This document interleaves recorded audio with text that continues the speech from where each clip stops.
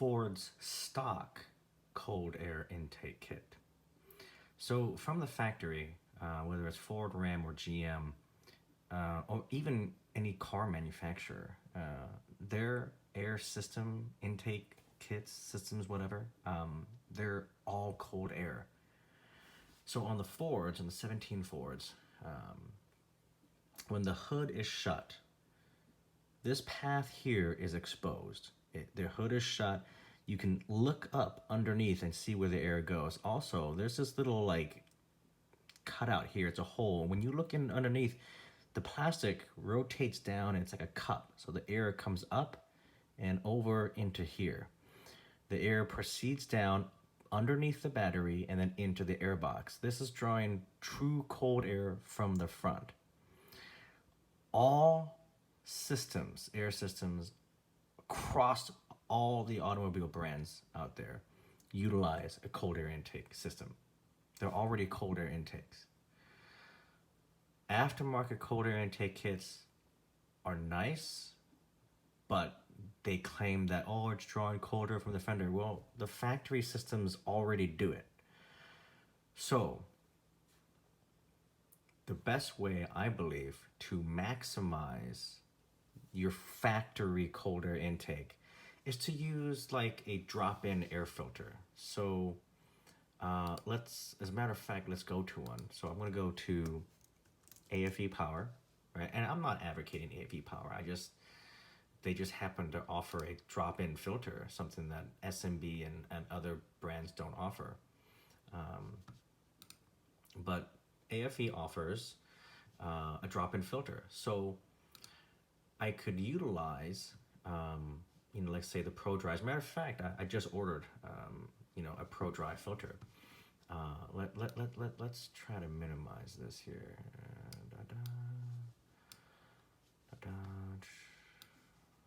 All right, let's take a look, see here.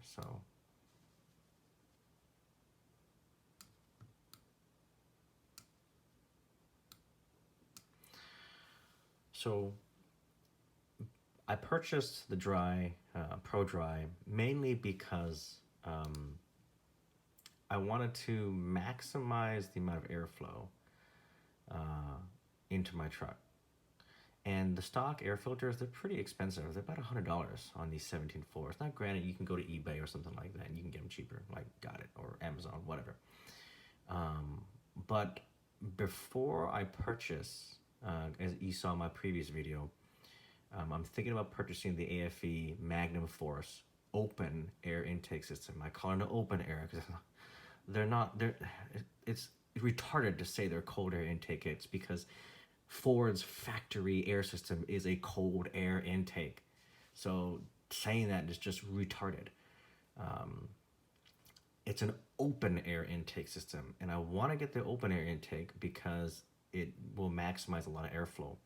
Now, there are brands that offer open air intakes. No Limit, they offer an open air intake. I mean, they actually offer one with no shield. It's just a tube and then a filter. Sinister Diesel offers one too. Again, it's just a tube and a filter. Like, there's no shield to help protect some of the engine heat.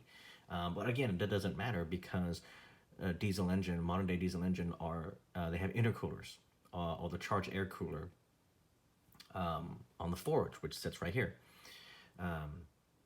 So there are companies that offer it, but the AFE just looks so much more refined versus like a No Limit. Anyways, so for me, I'm trying this filter out, and if it works well, if it filters good, make sure there's no dust inside and whatnot. And you know what? Just thinking about that. So some air filters, like say like a K&N, will like let more dust through. I mean, there's been some reports. I mean, it's all hearsay, right? So people have claimed, oh, it lets dust at the engine.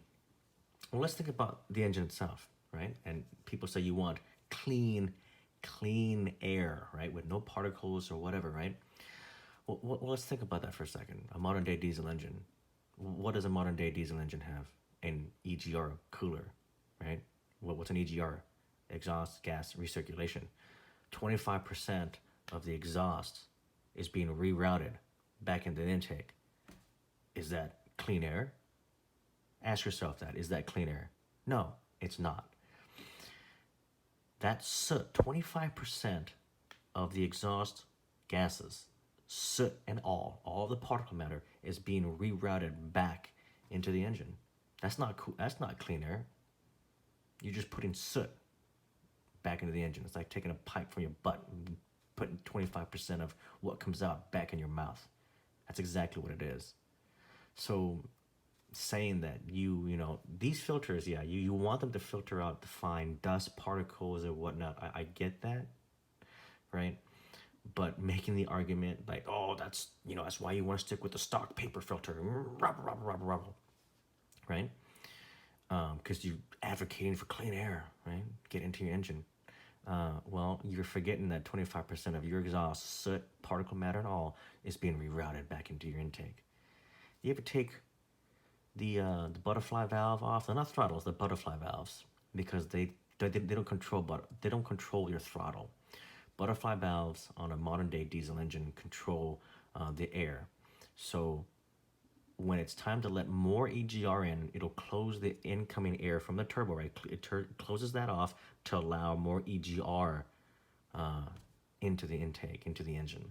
That's what it's there for. In the past, before EGR, before emissions, like diesels don't have throttle bodies. Diesel make their power based on fuel. You let more fuel in, it's just going to suck more air and so forth. You don't need throttle, whatever. Anyways, that's moot point. Going on a rant. So just something to consider. Point number one, just to recap, all manufacturers already have a cold air intake.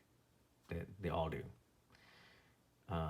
Aftermarket cold air intake kits advertising them as, oh, cold air draws air from the fender, it's cold. Particularly on a turbocharged intercooled engine is rubbish. What you do want, if you want to maximize your stock system, you can go with a drop-in filter. They got Pro 5S, the Pro Dry, and then the Pro Guard 7. I don't know any other manufacturer that offers a drop-in for 17.4s. Now, for like the Cummins diesels, I know Air Raid offers a drop-in. I think AEM, maybe offers a drop-in. I don't know. K&N, I think, offers a drop-in, and so forth. Anyways. And then lastly, if for me personally, once this comes in, if I'm comfortable with it, then I might make the move to an open air intake using AFE's